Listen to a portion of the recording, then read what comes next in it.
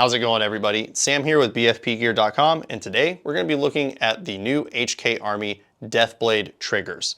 These just came out for the 180R and the LV2, but they are out for other markers, such as like the CS2, CS3, GOR5, but we're going to be taking a look at the one specifically for the LV2 and the 180R, and we're going to install one on a 180R here and just talk about them a little bit.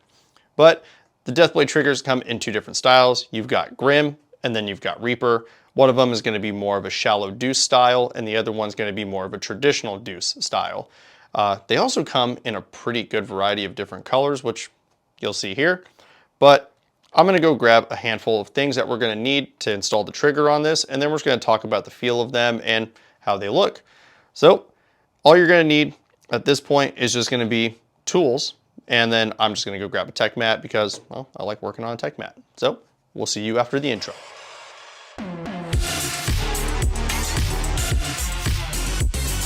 We got our 180R here, and we have our Deathblade triggers, and then we have our tech mat, and of course our Allen keys, which in this case, all you're going to need is just the 5/64th, because installing the trigger on these is really, really simple, really easy.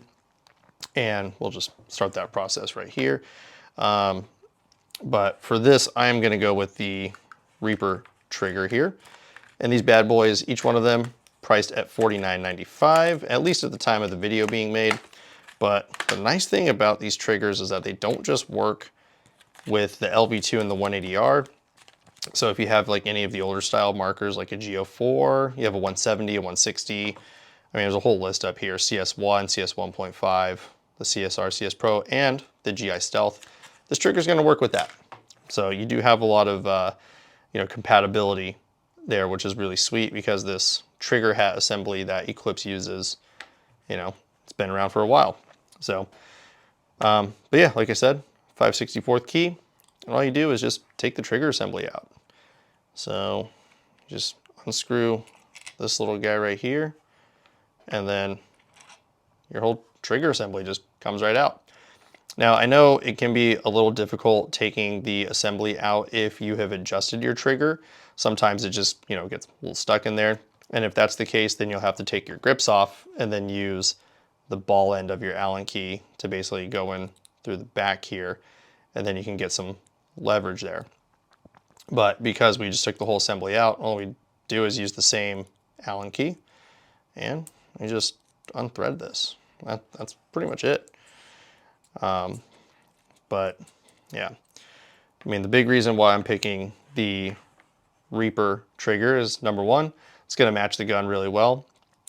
And number two, I'm a big fan of like traditional deuce style or like the old school kind of S style triggers. And this is the closest I'm going to get to that trigger shape and style.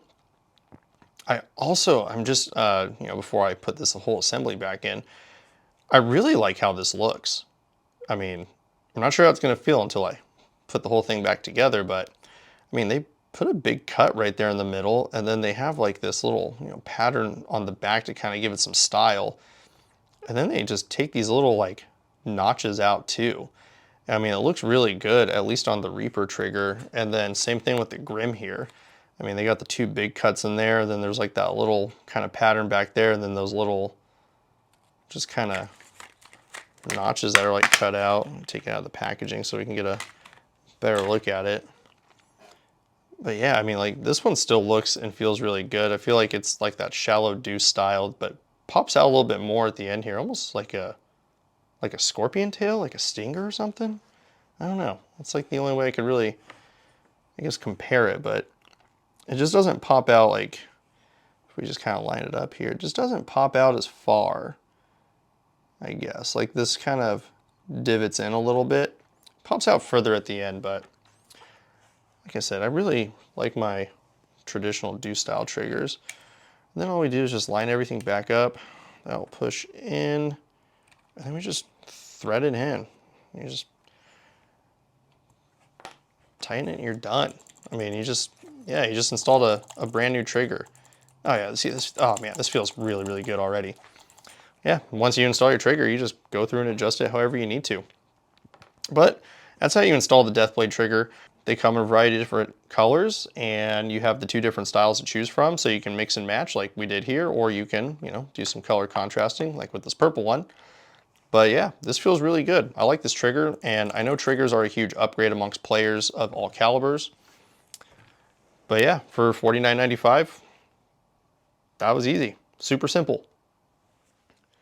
And there you go. You have successfully installed an HK Army Deathblade trigger on your 180R, LV2, or if you have any of the other older markers that these are compatible with, it's real easy.